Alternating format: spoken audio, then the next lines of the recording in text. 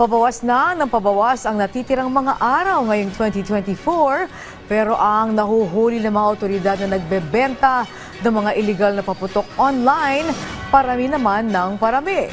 At bukod pa dyan, may mga nasampulan din na gumagawa ng DIY na boga na kabilang sa mga ipinagbabawal na paputok. Si Ryan Lasigas sa sentro ng balita.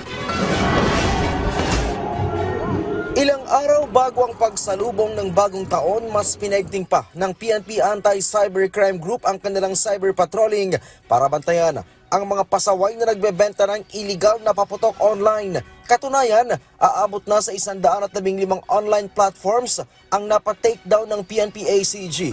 Kabilang dito ang 59 na Facebook page, mahigit 50 X accounts, isang website at isang account sa audio streaming app.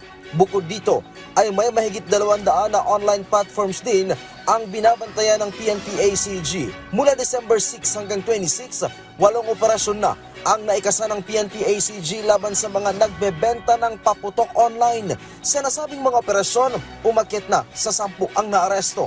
Aabot naman sa mahigit 76,000 halaga ng illegal firecrackers ang na-recover ng mga otoridad. Kasong paglabag sa RA 7183 na nagre-regulate sa pagbebenta, distribution, manufacture at paggamit ng firecrackers at iba pang pyrotechnic devices ang kakaharapin ng mga suspect.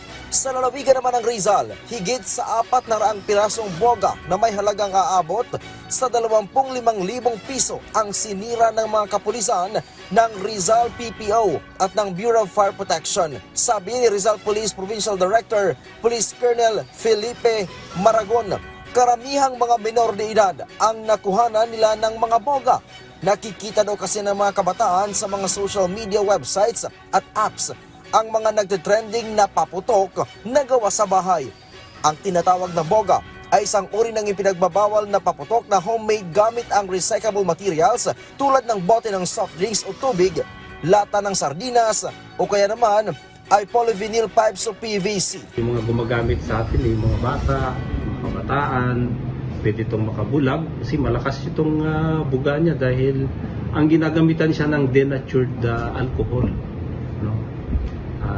Pag pumutok yan, pwedeng makabulag, pwedeng makakos ng injuries, yung pagkasunog ng balat, no? Pagkabingi, no? At iba pang mga related injuries na pwede lang matamo.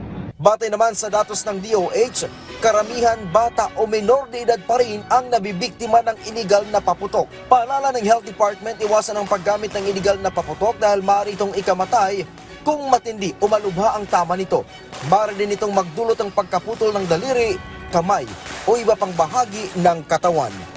Ryan Lisiges para sa Pambansang TV sa Bagong Pilipinas.